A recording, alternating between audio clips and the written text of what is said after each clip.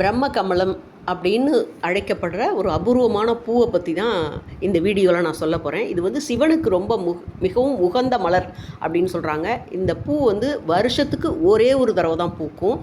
அதேமாதிரி இதை வச்சு ஒரு 1.5 வருஷம் கழித்து தான் இது பூக்குமா.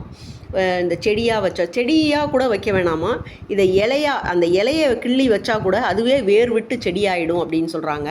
அதுவும் இது வந்து இரவில் மட்டும்தான் பூக்கும். அந்த வருஷத்துக்கு ஒரு தடவை பூக்கிறதும் ராத்திரியில் மட்டும்தான் பூக்கும். ராத்திரி அதுவும் 8 மணிக்கு மேலே பூத்துட்டு ஒரு 2.5 மணி நேரம் 3 மணி நேரம் தான் அது வந்து மலர்ந்துருக்குமா. அதுக்கப்புறம் வந்து அது வாடி போயிடும். சூரியன் வருவதுக்கு முன்னாடியே அது சுருங்கி மறுபடி சின்னதாக ஆகிடுமா. இதுக்கு வந்து தெய்வீகமான மனம் உண்டு அப்படின்னு சொல்கிறாங்க. அது பூத்திருக்கும் போது அப்படி ஒரு வாசனையாக இருக்குமா. கள்ளிச்செடியோட வகையை சேர்ந்தது தான் இது அப்படின்னு சொல்கிறாங்க. இதை வந்து இந்த செடி வச்சு 1.5 வருஷம் கழித்து தான் இது பூக்கும் அப்படின்னு சொல்கிறாங்க. இது வந்து வீட்டில் வைக்கிறது வந்து அவ்வளோ ஒரு பாசிட்டிவ் வைப் கிடைக்கும். அதாவது கணவன் மனைவி ஒற்றுமை வீட்டில் பலமாக இருக்கணும் அப்படின்றதுக்கெல்லாம் இந்த பூவை வச்சா அது நடக்கும் அப்படின்றது ஒரு தெய்வீக நம்பிக்கை இது. அதே மாதிரி இந்த பூவை பார்க்குறதே வந்து ரொம்ப புண்ணியம் செஞ்சுருக்கணும் அப்படின்னு சொல்கிறாங்க.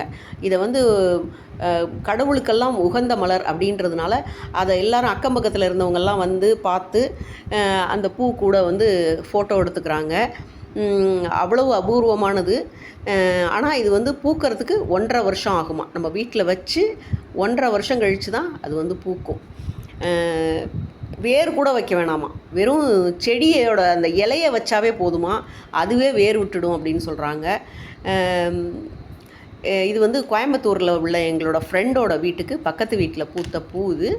அந்த வீடியோ பதிவு தான் இது உங்களோட நான் பகிர்ந்துக்கிறேன்.